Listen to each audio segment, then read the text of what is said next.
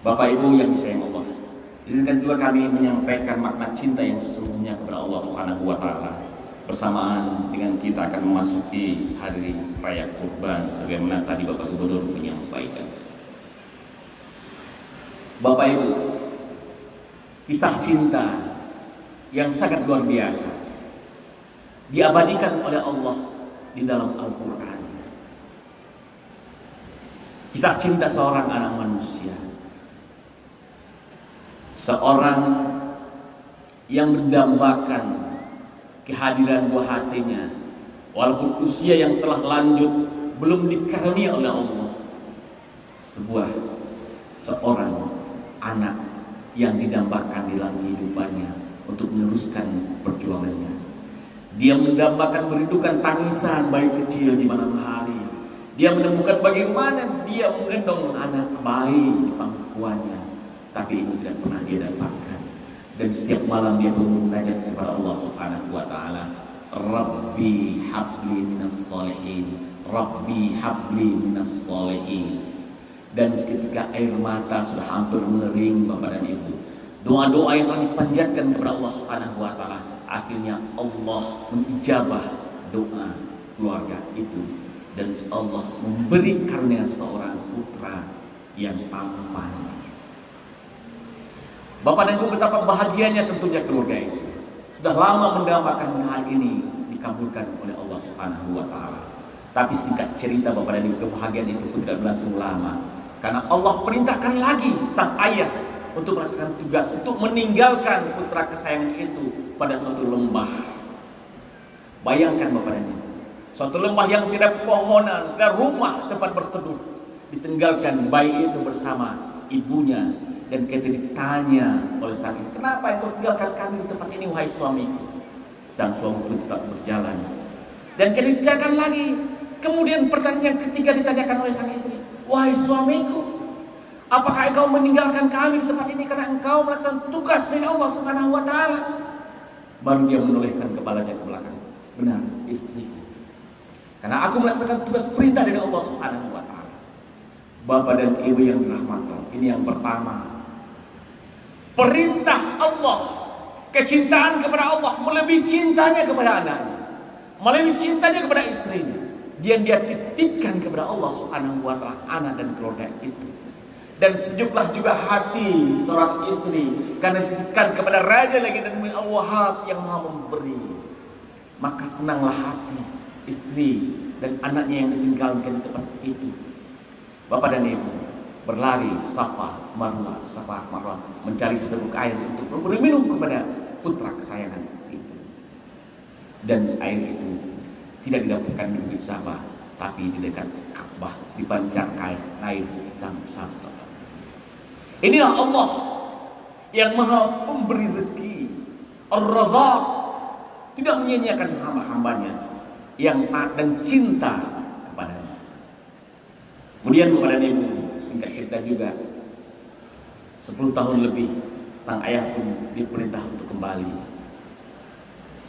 Betapa bahagianya dia berkumpul lagi dengan keluarga tercintanya, dengan anak kesayangannya. Kisah ini tak sering kita dengarkan Bapak. Tapi pada suatu malam ayah pun bermimpi bahwa dia diperintah untuk menyembelih putra kesayangan itu. Dan dia ragu akan hal itu. Dia tanyakan kembali, ya Allah, dia berdoa kepada Allah, ya Allah, sekiranya mimpi itu benar darimu ya Allah, maka ulangi lagi. Dan sampai 3 kali Bapak dan Ibu mimpi itu benar, bahwa ini adalah perintah dari Allah Subhanahu wa taala. Bayangkan Bapak dan Ibu, seorang ayah yang menunggu kehadiran putranya, dan sekarang dia telah menjadi seorang putra remaja yang tampan, harus disembelih dengan tangannya sendiri. Cinta kepada Allah Subhanahu wa taala melebihi cinta kepada anaknya. Dan dia kabarkan, dia diskusikan dengan putra kesayangan itu, bahwa aku diperintah oleh Allah, bagaimana pendapatmu wahai anakku? Allah ya abati fa'al ma tu'maru satajiduni insyaallah minas sholihin. Bayangkan Bapak, seorang remaja yang disampaikan bahwa dia akan disembelih oleh ayah kandungnya dengan tangannya sendiri. Dia katakan, wahai ayahku, kalau memang ini perintah dia, lakukan ya Allah, lakukan ya Allah, dan engkau akan mendapatkan aku menjadi orang yang sabar. Bayangkan Bapak, tauhid anaknya, tauhid bapaknya, tauhid istrinya, ketiga-tiganya membuktikan cintanya kepada Allah.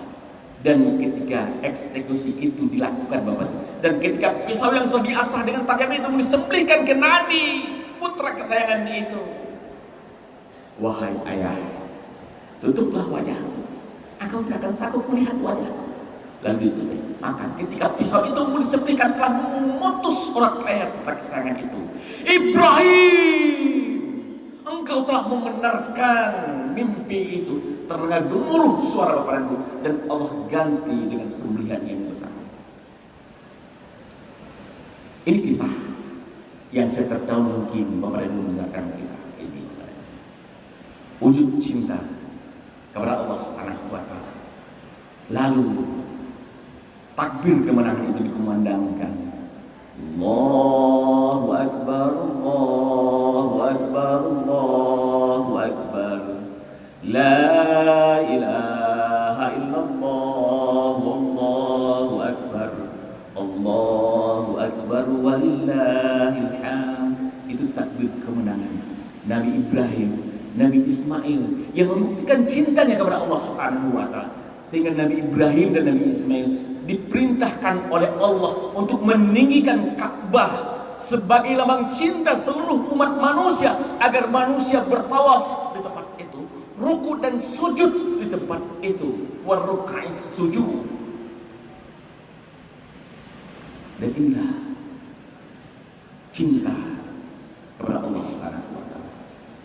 Jemaah haji yang tadi malam dilepas oleh Bapak Gubernur Sumatera Barat, kita bersyukur kepadanya.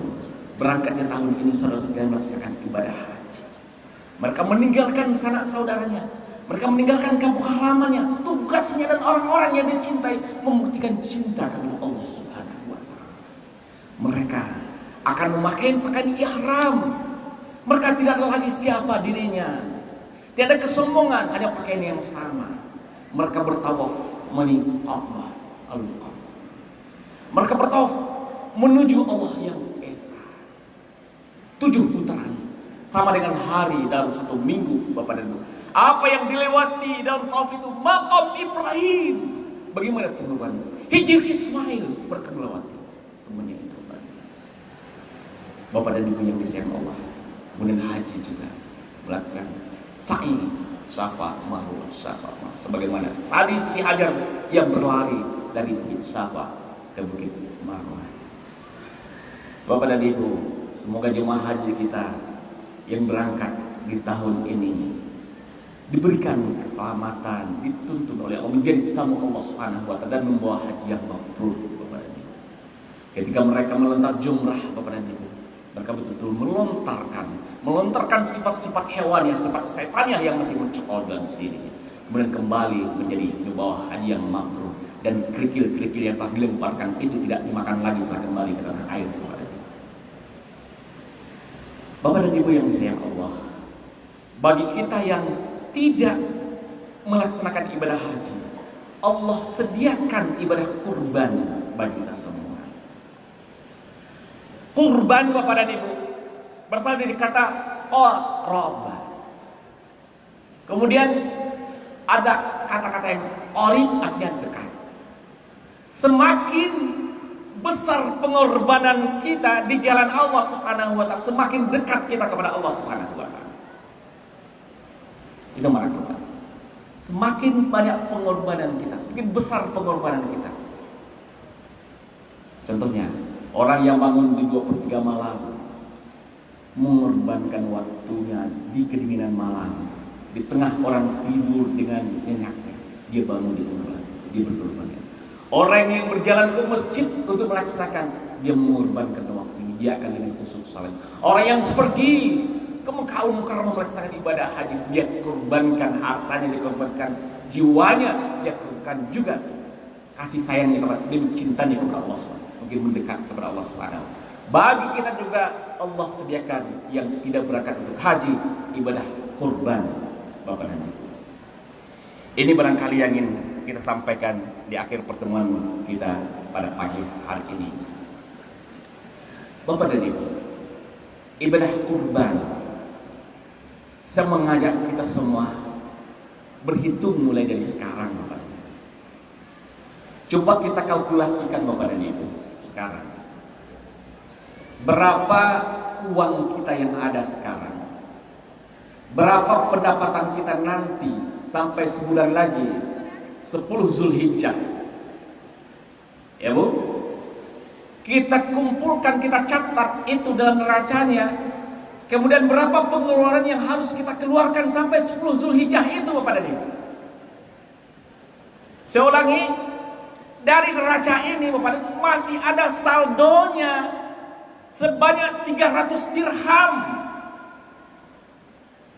Saya ulangi Bapak dan Ibu, dari uang kita yang ada sekarang, kemudian ditambahkan masuk uang kita, uang masuk, kemudian kita pikirkan uang keluar kita sampai 10 Zulhijjah, kemudian kita tutup, kemudian masih ada saldonya senilai 300 dirham, atau 1 ekor kambing, 1 ekor kipas, atau seperti sapi senilai kurban kita.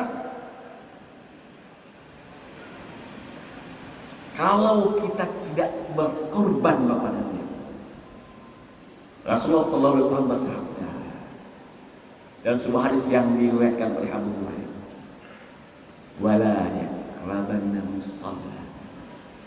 Bagi orang yang mampu seperti itu, masih ada tersisa itu, dia tidak berkorban, kata Rasulullah, jangan dekati tempat salatku, kata Rasulullah. Sekali lagi, jangan dekati tempat salatku, kata Rasulullah Muhammad SAW. Kalau kita analogkan sekarang dengan orang tua kita yang marah kepada kita, Bapak. Kalau ibu kita marah kepada kita, mungkin karena kelakuan kita, karena perangai kita yang tidak disukai, ibu kita mengatakan kepada kita, jangan mendaki-daki juang ke rumah mak lain. Gimana kira-kira? Begitu marahnya. Itu kemarahan ibu pada ibu. Tidak senang lagi dia melihat wajah kita yang mendaki-daki juang kamar lain. Bayangkan Bapak dia. Sekarang Rasulullah Muhammad SAW mengatakan, jangan dekati tempat salatku, kata Rasulullah. Karena Rasulullah tidak. Marahnya seperti itu, hanya seperti jangan dekati tempat salat. Artinya Rasulullah telah begitu marah pada orang yang tidak berkorban. Mari Bapak dan Ibu, kami sangat yakin dan percaya kalau kita semua yang hadir adalah orang-orang yang telah mendaftarkan untuk berkorban di tahun ini, Bapak dan Ibu. Karena kita mencintai Allah dan mencintai Rasulullah SAW. Karena cinta kepada Allah, kita korbankan harta kita, kita korbankan semuanya. Hanya saja Bapak dan Ibu yang dirahmati Allah, tadi disampaikan oleh Bapak Gubernur di hadapan kita bersama, bagaimana kita meningkatkan kualitas korban kita. Tidak hanya kuantitas, tapi juga kualitasnya, persyaratan-persyaratannya.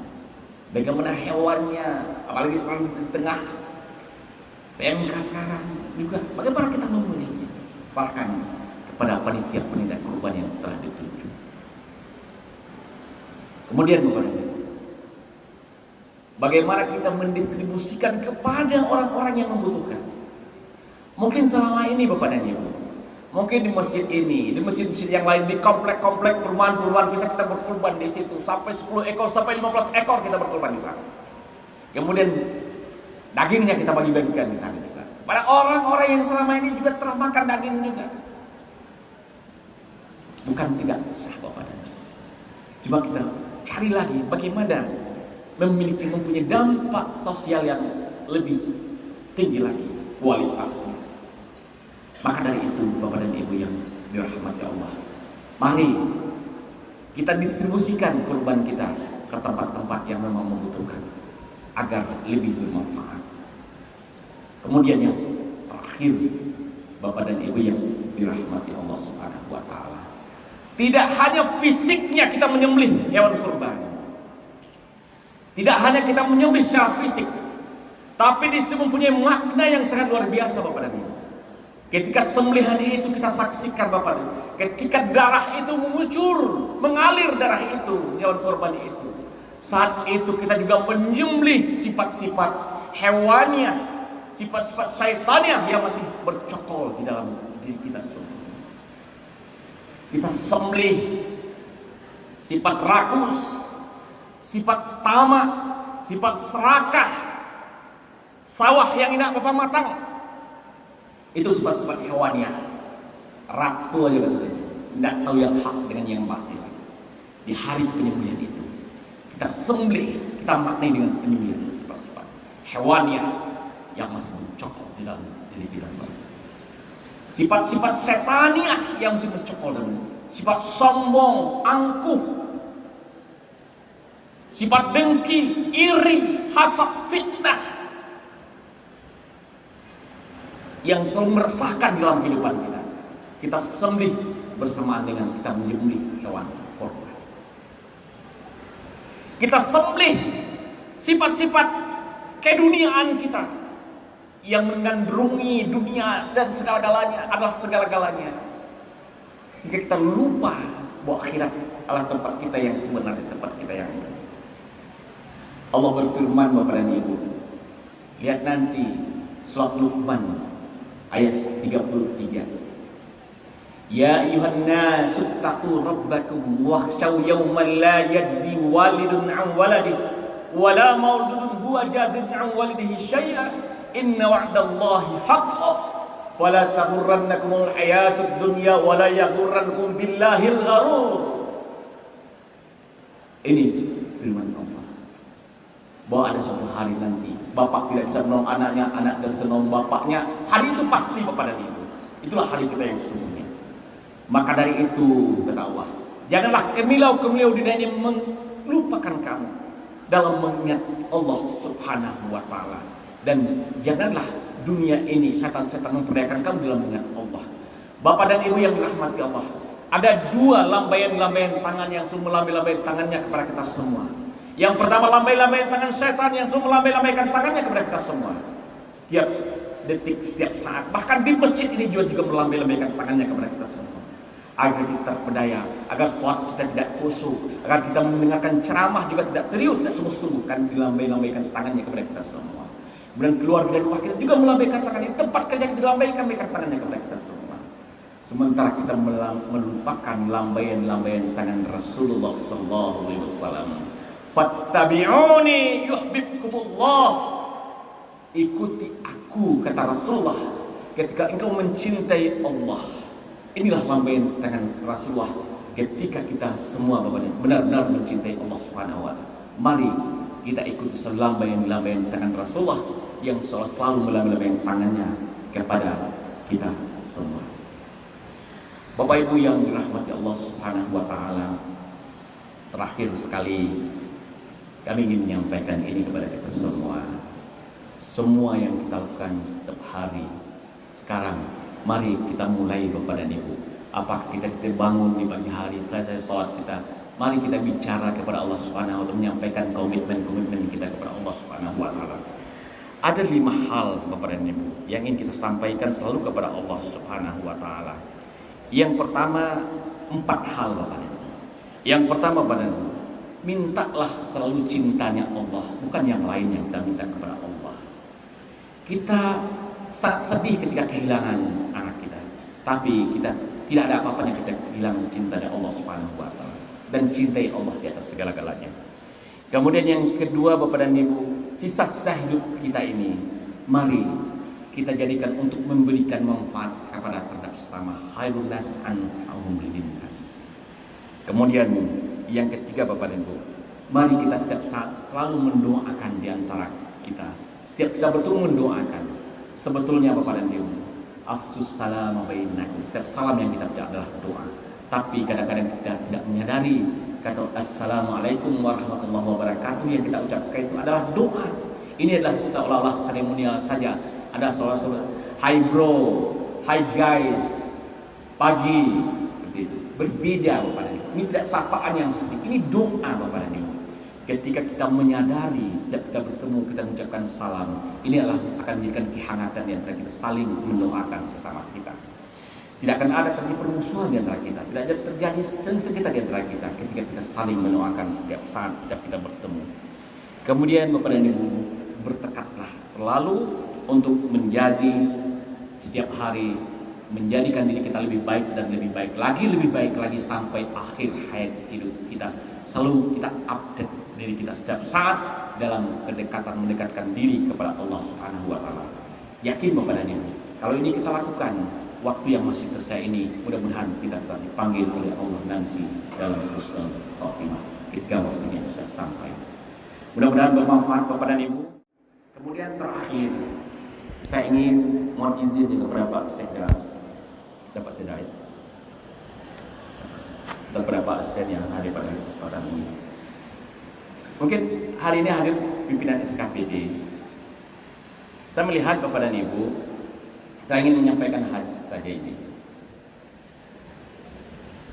Apakah namanya saya memberikan penghargaan juga? Tidak juga. Saya memberikan sesuatu kepada Bapak dan Ibu yang saya lihat. Kita bersyukur Bapak dan Ibu, kita memberikan absen setiap pagi ya, teman SKPD. Absen setiap pagi itu, saya coba mencermati Bapak dan Ibu. Kalau dulu kita absen kita dengan jempol setiap subuh, tapi ternyata banyak sekali sekarang sudah masuk ke 2/3 malam Pak Ali, jam 3 sampai jam 4. Sehingga saya coba mentabulasikan mana yang 2/3 malam, jam 3 sampai jam 4, jam 4 sampai jam 5. Kemudian saya mencoba, sehingga saya memilih beberapa orang yang memang ya apa layak tidak layak. Saya memberikan penghargaan juga, saya juga tidak tahu, tapi saya ingin memberikan hari ini. Saya ingin memberikan Al-Quran ini. Al-Quran ini Bapak dan Ibu, Al-Quran ini 30 juz, ada satu juz isinya. Jadi kalau kita ingin satu juz satu hari saja Bapak dan Ibu, mungkin Bapak Ibu yang bangun jam 3 itu menjelang subuh ini sudah bisa membaca satu juz sudah bisa. Nah, satu juz itu kalau tanggal 1 sekarang tanggal berapa? Tanggal 4 sekarang. Ya kita ambil juz 4, 5, juz 5, besok juz 6. Jadi artinya dalam satu bulan itu kita memang khatam satu 30 juz itu Bapak dan Ibu. Saya coba ini beberapa Al-Quran. Saya ingin panggil Bapak dan Ibu yang saya amati aja. Cuma nanti juga kalau ada jemaah kita yang ini yang spontan, silakan saja datang. Saya juga akan kasih ini. Pertama kalau ada dulu ya, kalau ada Pak Busril, ada Pak Busril, Pak Dr. Busril, silakan Pak Busril. Kemudian Ari Penghubung, ada Ari Penghubung, Pak Ari Penghubung.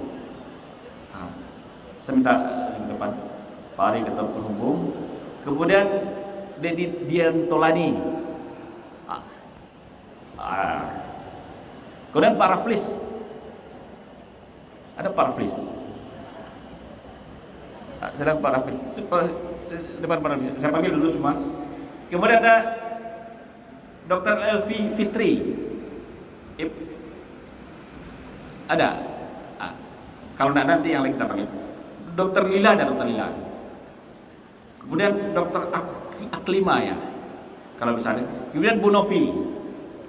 Bu Novi organisasi. Tidak ada ya. Jadi izinkan saya Bapak dan Ibu, karena saya melihat Bapak-bapak ini umumnya bangunnya itu antara jam 3 dengan jam 4. Ini data yang saya dapatkan ya. Ini datanya pada Ibu. Yang lain juga ada. Jadi ini barangkali saya ingin menyampaikan ini kepada Ibu semua. Kalau ada Bapak dan Ibu yang lainnya, selagi persediaan masih ada, silakan saja datang ke depan. Saya bangun setiap malam Pak. Nah, saya akan kasihkan ini. Dan kalau bisa ini dibaca setiap hari satu juz. Terima kasih Bapak dan Ibu, saya akan serahkan ini. Banyak maaf, billahi taufiq wal hidayah. Assalamualaikum warahmatullahi wabarakatuh.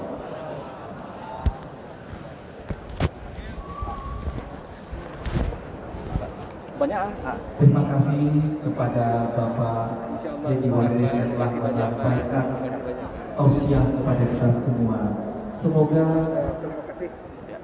apa yang telah disampaikan tentunya bermanfaat bagi kita semuanya. Amin ya rabbal alamin. Hadirin yang kami hormati di penghujung acara kita pada pagi hari ini. Boleh Pak. Bukan hanya terkait Allah tersimpannya yang setia memiliki dan itu seagama. Kami kurang di pada panjang hari saban pukul 1. Dua itu tidak bisa diperpanjang untuk serahkan adalah 1. Wabillahi taufiq wal hidayah. Ya, tuntunan sholat. Warahmatullahi wabarakatuh. Wah, lentuk anak. Wih, insyaallah. Kasih Pak, yang anu. Ibu, Bu. Kami dari Pasaman Barat. Oh, di Pasaman Barat, Ibu. Kami kebetulan ada on Dewan Jus juga, Pak. Oh iya. Ini ada kasih satu. Pasaman Barat tuh ya. Kasih, Pak. Boleh sini, Pak. Pasti keknya. Insyaallah. Apa? Hadiah lah. Makasih, Pak. Silakan. Ini aja. Ini yang lain. Jadi kemarin kami makan Quran kemarin Bu ya.